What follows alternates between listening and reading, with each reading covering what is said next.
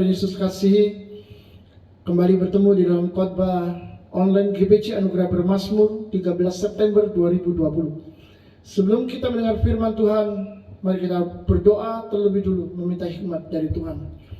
Tuhan Yesus yang kekasih, kami sangat bersyukur dan berterima kasih atas pemeliharaan-Mu, sehingga sampai hari ini kami dalam keadaan baik dan siap untuk mendengarkan firman-Mu. Berbicara dan berkata-katalah, karena kami ingin mendengar suara-Mu Tuhan. Urapi kami sehingga hati kami boleh menimbang, pikiran kami boleh mengerti, dan kami boleh bertumbuh di dalam firman-Mu yang membuat hidup kami semakin hari semakin indah di mata Tuhan. Koreksi kami dan tegur kami Tuhan, supaya kami menjadi semakin sempurna. Terima kasih Bapa, kami siap mendengarkan firman-Mu di dalam nama Tuhan Yesus Kristus. Amin. Saudara-saudara, bagaimana kabar hari ini? Saya percaya kita semua ada di dalam pertolongan Tuhan. Kita ada di dalam kemurahan hati Tuhan. Amin. Hari ini saya akan sampaikan satu tema firman Tuhan, yakni bait Allah yang disucikan. Saya percaya saudara pasti pernah mendengar satu kisah dan satu peristiwa di mana Yesus begitu sangat marah, orang bilang sangat emosional, sampai dia mengobrak-abrik bait Allah. Baik, kita akan membahas persoalan ini supaya kita bisa lebih mengerti mengapa Yesus sampai demikian. Yang jelas saudara-saudara, sebelum kita membahas firman Tuhan, saya ingin mengajak saudara untuk merasakan sebagai bangsa di negara yang kita cintai, Indonesia.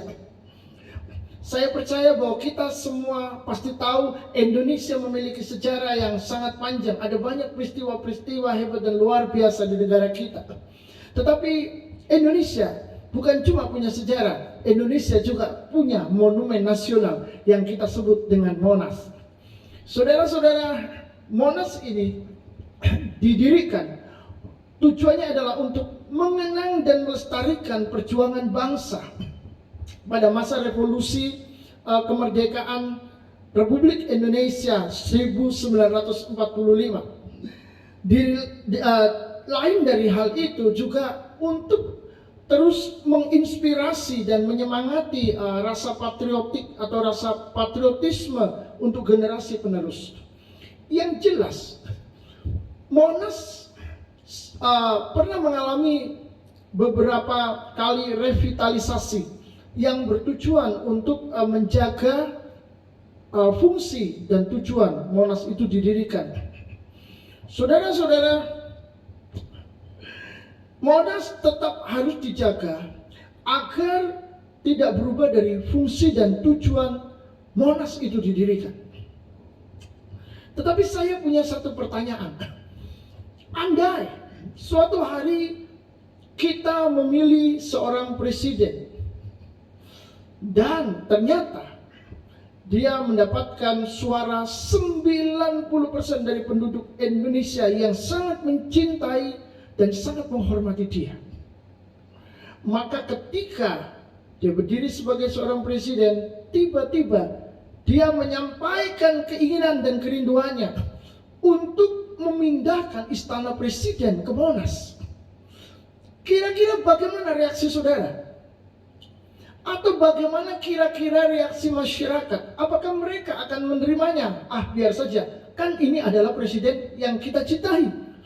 Atau rakyat akan mulai menyampaikan keberatan-keberatan sampai demo, bahkan mungkin demo besar-besaran kalau presidennya ngotot untuk tetap memindahkan istana presiden ke Monas. Saudara-saudara, bagaimana kalau presiden bahkan memaksa untuk membangun, dan ketika bangunan itu sudah 50%, 70%, apakah kira-kira rakyat akan diam? Atau rakyat akan datang ke sana rame-rame menjebol dan membongkar supaya monumen nasional kembali fungsi dan tujuannya? Demikian pula hari ini kita akan belajar di dalam Injil Matius pasal 21 ayat 12 sampai 17. Firman Tuhan berkata, lalu Yesus masuk ke bait Allah dan mengusir semua orang yang berjual beli di hadapan bait Allah. Ia membalikkan meja-meja penukar uang dan bangku-bangku pedagang merpati, dan berkata kepada mereka, ada tertulis, rumahku akan disebut rumah doa, tetapi kamu menjadikannya sarang penyamun. Saudara-saudara, sangat menarik. Ketika Yesus masuk ke sana, masuk ke bait Allah, dan dia melihat ada banyak orang berjual beli, membuat suasana menjadi tidak enak, walaupun itu masih di halaman. Namun yang mengagetkan orang-orang di sana adalah Yesus tiba-tiba menjungkir balikan meja-meja penukar uang atau money changer. Karena orang-orang yang mau menukar uang sikal melalui tempat itu, money changer yang ada di sana. Dan bangku-bangku pedagang merpati pun dijungkir balikan oleh Yesus sambil berkata, ada tertulis rumahku disebut rumah doa, katanya, tapi kamu menjadikannya sarang penyamun, sarang perampok. Wah, saudara-saudara, ini sangat ngeri. Dan ini yang membuat Yesus marah. Sebagai anak Allah, sebagai seorang Mesias, sebagai Rabi Yahudi, Yesus benar-benar tahu dan benar-benar paham arti ibadah yang sejati.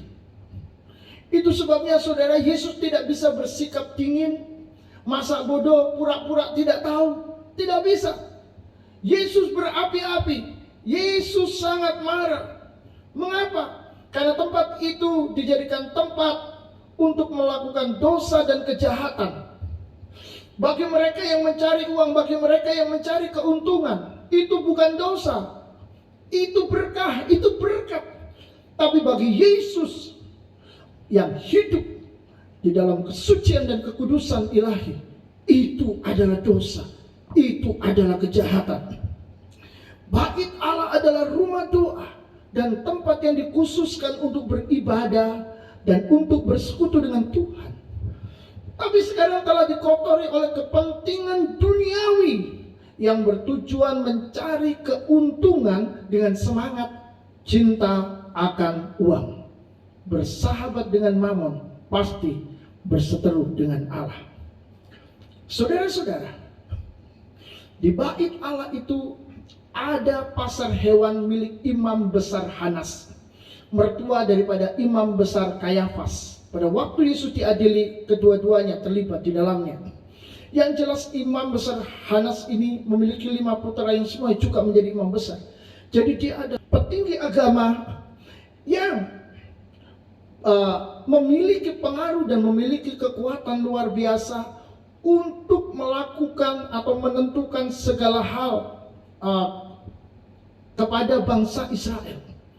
Dan dengan demikian saudara-saudara, dia pun juga menggunakan kesempatan ini atau memanfaatkan bait suci untuk apa? Untuk berdagang luar biasa. Ya, kepala agama, bahkan petinggi daripada umat Yahudi, malah justru menggunakan kesempatan untuk mengeruk keuntungan. Jadi dia memiliki pasar-pasar itu dan dikelola oleh keluarganya. Orang-orang Yahudi dipaksa seakan-akan untuk membeli ternak yang dijual oleh imam besar Hanas ini. Mengapa? Karena kalau orang-orang Yahudi beli domba atau ternak di luar, itu harganya memang lebih murah. Tetapi ketika dibawa dipersembahkan, selalu dikatakan yang cacat lah, yang apalah, tidak pantas, tidak layak. Itu sebabnya mereka terpaksa beli ternak yang dijual di bait Allah, milik kepunyaan imam besar Hanas. Dan saudara-saudara yang dikasihi Tuhan, itu sebabnya banyak orang-orang Yahudi menjadi benci dan menjadi marah kepadanya, kepada keluarga imam Hanas ini. Kenapa? Karena mereka dianggap memeras orang-orang Yahudi. Nah, saudara-saudara, korupsi dan kejahatan di dalam bait Allah, atau kalau dibawa ke zaman sekarang, kejahatan dan korupsi di gereja Tuhan, itu sudah ada sejak dulu. Di zaman Imam Eli, anak-anaknya Hofni dan Pinehas melakukan hal yang sama.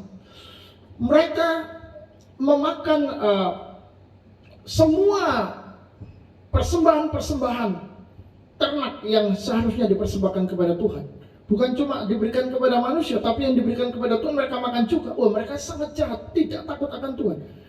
Kalau kita boleh pakai kata yang lebih tepat, mereka sangat kurang ajar kepada Tuhan. Itu sebabnya akhirnya mereka terkena kutuk. Jelas semua itu melanggar kekudusan Tuhan. Tempat ibadah adalah tempat untuk menyembah yang maha tinggi, dan diubah menjadi tempat untuk mendapatkan keuntungan, mencari keuntungan, sehingga tanpa sadar rumah doa sudah menjadi sarang penyamun, menjadi sarang perampok. Saudara-saudara yang dikasihi Tuhan, itu sebabnya tidak kaget kalau Yesus begitu marah, di mana kita melihatnya sebagai pribadi yang lemah lembut, rendah hati, penuh kasih, tapi kali itu dia benar-benar marah. Yang kedua, pada waktu Yesus marah dan menjungkar balikan bangku-bangku merpati dan meja-meja penukar uang, sebenarnya Yesus ingin mengembalikan fungsi dan tujuan bait Allah sebagai rumah doa. Jadi bukan lagi untuk mengeruk keuntungan, bukan, tetapi untuk mempertemukan pribadi Allah dengan pribadi manusia di dalam sebuah persekutuan yang indah. Karena memang tempat itu dibangun untuk hubungan vertikal antara manusia dengan Allah. Peringatan bagi gereja Tuhan di zaman akhir ini agar tetap menjaga kekudusan dan menjaga kehormatan nama Tuhan. Tidak jatuh di dalam dosa yang sama dengan orang-orang Israel pada waktu itu di bait Allah, yang memanfaatkan pelayanan sebagai suatu usaha untuk mencari keuntungan materi. Ini sangat berbahaya dan ini sangat mengerikan, karena Yesus akan datang, pertama-tama yang dihakimi adalah gereja Tuhan sendiri. Itulah yang dikatakan oleh firman Tuhan. Itu sebabnya saudara-saudara, kita harus kembali kepada praktek yang benar di dalam rumah doa. Dan inilah yang ketiga, praktek ibadah rumah doa yang seharusnya. Di dalam kitab Nabi Yesaya 56 ayat 1 dan 7. Beginilah firman Tuhan, taatilah hukum dan tegakkanlah keadilan, sebab sebentar lagi akan datang keselamatan yang daripadaku dan keadilanku akan dinyatakan.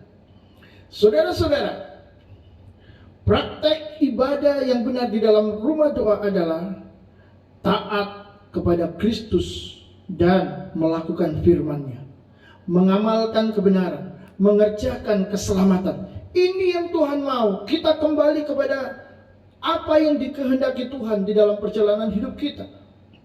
Bukan cuma semata-mata mencari keuntungan di dalam setiap ibadah. Walaupun firman Tuhan pun mengatakan bahwa kalau ibadah itu benar-benar dilakukan dengan benar, akan membawa keuntungan bagi kita. Bukan cuma untuk hidup yang sekarang ini, melainkan juga untuk hidup yang akan datang.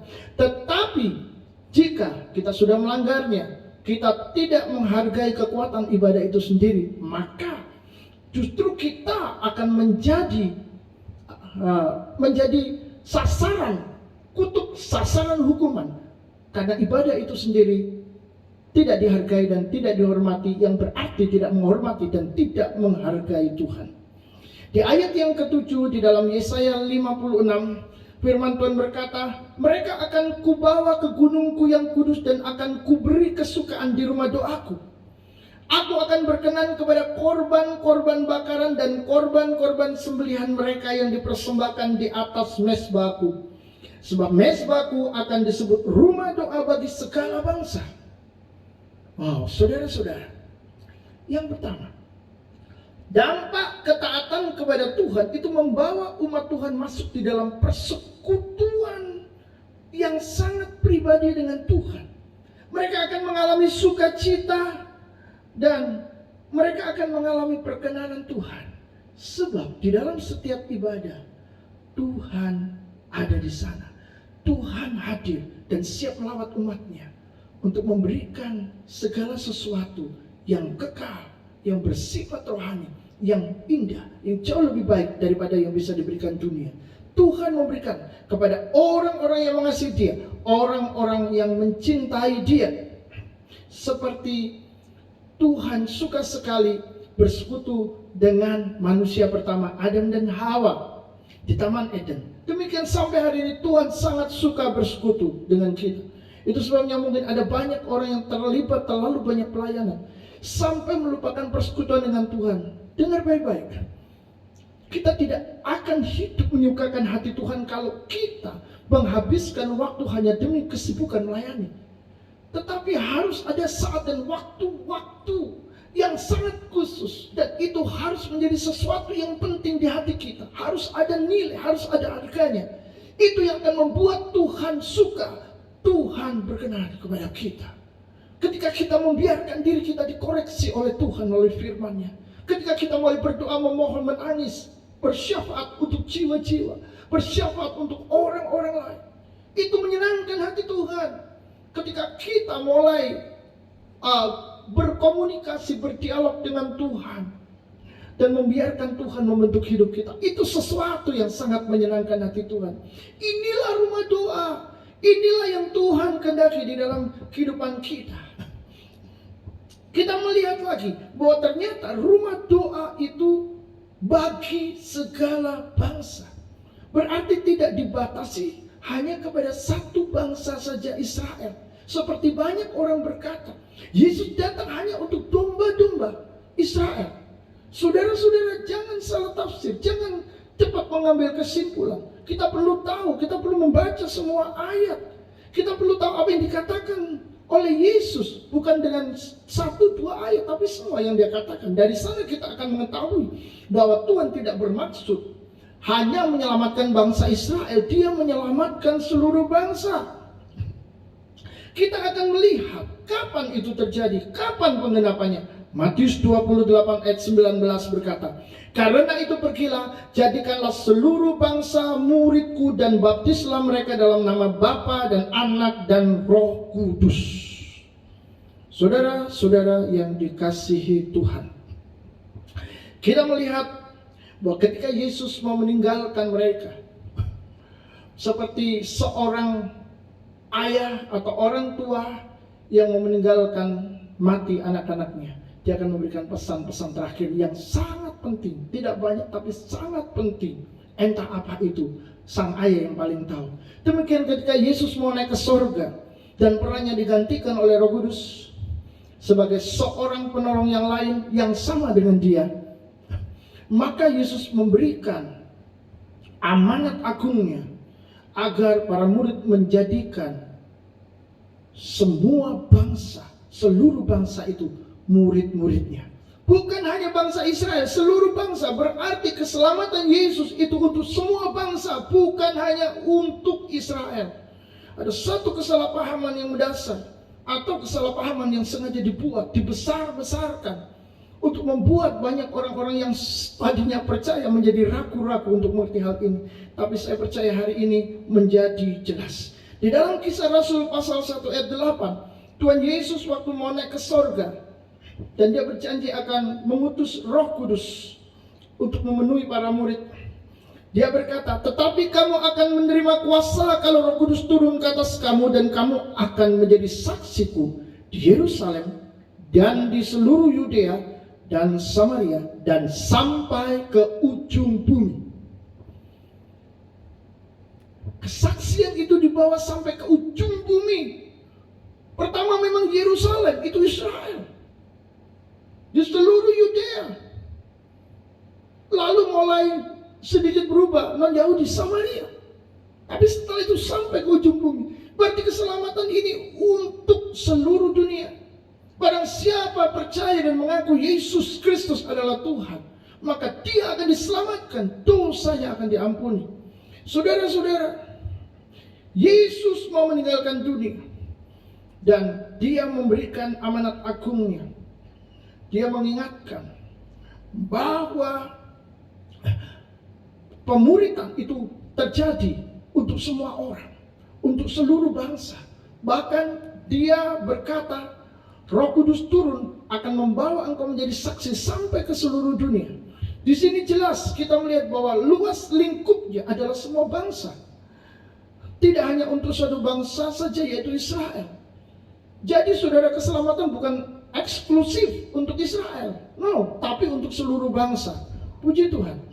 Dari sini kita melihat bahwa Tuhan kita Yesus adalah milik seluruh bangsa yang mau percaya kepadanya. Maka sekarang kita akan melihat fungsi rumah doa yang dimaksudkan Tuhan Yesus di dalam Matius 21 ayat 14. Maka datanglah orang-orang buta dan orang-orang timpang kepadanya, kepada Yesus dalam bait Allah itu, dan mereka disembuhkannya. Saudara-saudara, rumah doa bukan tempat berdagang, bukan tempat untuk mencari uang, bukan tempat untuk mengumpulkan kekayaan pribadi, tetapi rumah doa adalah tempat untuk melayani. Rumah doa adalah rumah pelayanan bagi orang-orang yang membutuhkan, orang-orang yang mencari Tuhan. Karena mereka akan menerima lawatan Tuhan, mereka akan mengalami persekutuan dengan Tuhan. Di satu sisi, rumah doa adalah tempat di mana mereka menyembah Tuhan. Tapi di sisi lain, rumah doa adalah tempat di mana mereka mengalami lawatan-lawatan Tuhan yang luar biasa. Karena persekutuan pribadi dengan Yesus tentu saja akan mendatangkan sesuatu yang luar biasa di dalam hidup kita. Maka saudara-saudara, ada satu hal yang sangat penting yang harus diperhatikan, yakni bahwa rumah doa itu tidak boleh diubah oleh manusia untuk kepentingan apapun selain untuk kepentingan mencari dan mengalami pertemuan dengan Tuhan.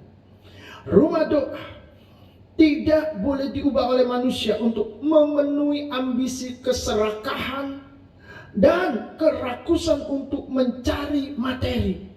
Itu tidak boleh. Karena saudara-saudara, Tuhan hadir di sana. Tuhan ada di sana untuk menyatakan damai sejahtera, kebenaran dan sukacita oleh Roh Kudus. Kerajaan Allah bukan soal jasmani, bukan soal makan dan minum. Dan hari ini kita belajar bahwa gereja Tuhan, gedung gereja yang dihadiri oleh orang-orang percaya adalah untuk tempat melayani, adalah tempat untuk melayani Tuhan dan melayani sesama. Tetapi saudara-saudara, bait Allah itu bukan cuma di dalam pengertian gedung dan fisik, tetapi di dalam 1 Korintus pasal 3 ayat yang ke-16, bait Allah ini hidup dan selalu bersama dengan kita. Beginilah firman Tuhan. Tidak tahukah kamu bahwa kamu adalah bait Allah dan bahwa Roh Allah diam di dalam kamu? Jadi jika di dalam perjanjian lama, kemah suci bait Allah ditekankan sebagai tempat kehadiran Tuhan sampai zaman Tuhan Yesus datang, maka setelah Tuhan Yesus bangkit naik ke sorga, Roh Kudus turun, bait Allah sesungguhnya sudah berpindah di dalam hati kita, di mana Roh Kudus tinggal dan diam di dalam kita. Karena Roh Kudus itu diutus untuk tinggal dan diam di dalam hati kita. Sebagaimana saudara-saudara, di akhir zaman lalang dan gandum, kata Yesus, dikumpulkan bersama, tidak dicabutin, nanti yang lain kena cabut, tetapi dibiarkan saja tumbuh, pada akhir zaman baru dipisahkan.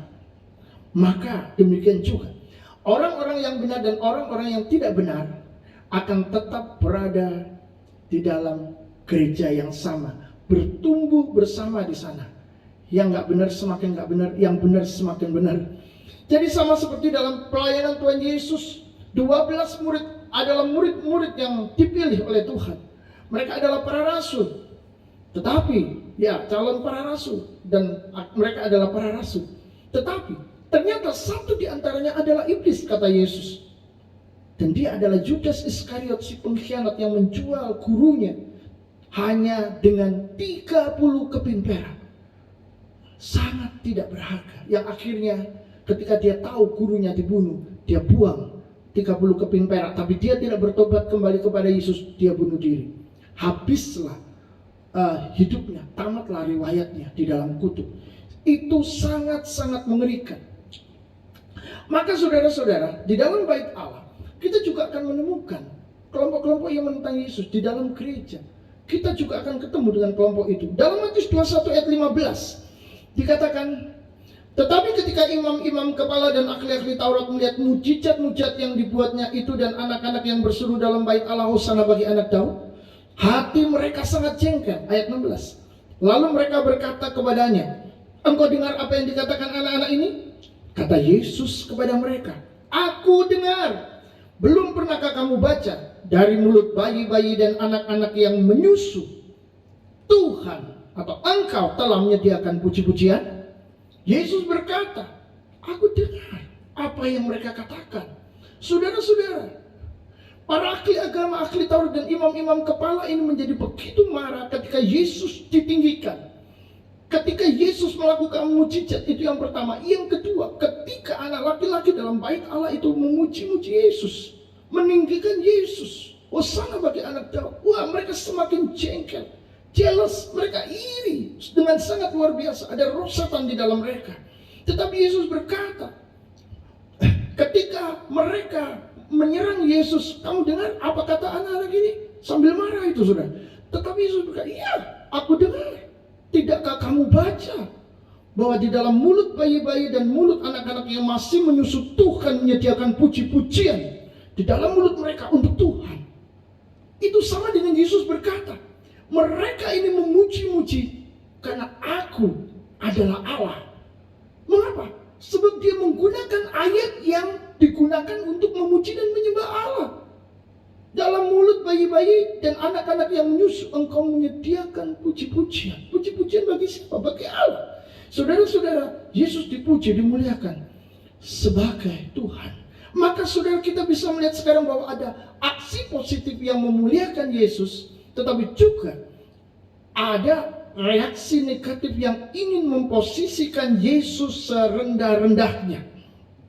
Dan itu adalah pekerjaan iblis yang ingin menggagalkan rencana Tuhan untuk meninggikan Yesus. Jadi jangan kaget, jangan bingung jika nanti saudara mendengar berita ada orang-orang yang katanya pendeta, yang katanya mungkin sudah sekolah S2, sarjana S3 di di sekolah teologi, tiba-tiba mereka berpindah kepercayaan lalu mulai menjelek-jelekan kekristenan, menjelek-jelekan Yesus. Jangan kaget. Nggak usah serius-serius banget lah, saudara. Tanggapi saja dengan santai. Kenapa? Hal seperti itu pasti akan terjadi. Itu sudah terjadi sebelum-sebelumnya. Bahwa pada zaman Yesus, seorang rasul bernama Yudas malah mengkhianati Yesus. Itu lebih parah lagi. Jadi kalau ada kayak seperti itu biasa saja. Saya nggak terlalu pusing. Yang penting kita tetap meninggikan dan memuliakan nama Yesus. Amin. Saudara-saudara yang dikasihi Tuhan, firman Tuhan berkata apa? Di dalam 1 Korintus 12 ayat yang ketiga. Karena itu aku mau meyakinkan kamu, kata Paulus, bahwa tidak ada seorang pun yang berkata-kata oleh Roh Allah dapat berkata, terkutuklah Yesus. Dan tidak ada seorang pun yang dapat mengaku Yesus adalah Tuhan selain oleh Roh Kudus. Inilah ciri, inilah bukti seorang ada Roh Allah, ada Roh Kudus atau tidak. Orang yang memiliki Roh Kudus tidak akan mungkin merendahkan Yesus seperti ahli Taurat dan imam-imam kepala, seperti orang-orang yang saya sebut tadi, keluar dari gereja lalu menjelek-jelekan, tidak mengakui Yesus, ragu-ragu dengan Yesus, mengatakan Yesus bukan Tuhan dan sebagainya. Itulah ciri seseorang memiliki Roh Kudus atau tidak. Jika ada seorang pendeta, ada hamba Tuhan, dia mulai meragukan ketuhanan Yesus yang adalah Allah setara dengan Bapa. Ini menunjukkan bahwa walaupun dia berbicara 1000 kali tentang Roh Kudus, tidak ada pekerjaan Roh Allah di dalamnya, karena tidak ada seorang pun dapat mengaku Yesus adalah Tuhan selain oleh Roh Kudus. Dan tidak ada seorang pun yang firman Tuhan katakan terkutuklah Yesus dapat berkata-kata karena Roh Allah.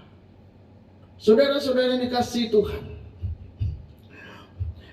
oleh sebab itu di dalam pasal yang ke-21 ayat 17, Yesus meninggalkan mereka dan akhirnya pergi keluar kota ke Betania dan bermalam di situ. Sudah selesai, Yesus tinggal, Yesus melayani lagi, dan Yesus tidak pernah pusing dengan orang-orang yang menentang dia. Maka saudara, sekarang yang terakhir, ada 3 hal. Yang pertama, tinggalkanlah persahabatan dengan mamon, tamak akan uang. Sehingga saudara, pelayanan kita kepada Tuhan tidak tercemar. Kita tetap murni, karena persahabatan dengan mamon bisa memisahkan kita dari kasih Allah. Yang kedua, tetaplah taat kepada Kristus dan hidup di dalam kebenaran, mengamalkan kebenaran, menegakkan keadilan. Karena saudara-saudara, ketika kita proaktif melakukan firman-Nya, kita tidak akan pernah keluar dari kehendak Allah. Yang ketiga, yang terakhir, ini sangat penting, karena ini akan menentukan mati hidup kita, selamat atau tidak selamatnya kita, yaitu tentukan posisi secara pasti sebagai orang-orang yang melayani dan memuliakannya, atau sebagai orang-orang yang menentangnya dengan bersahabat dengan Mamon dan hidup tanpa Roh Kudus. Karena hal ini akan menentukan kemana kita akan pergi kelak. Kiranya Tuhan memberikan hikmat, memberikan pengertian, dan membantu kita semua bertumbuh di dalamnya. Tuhan memberkati. Amin.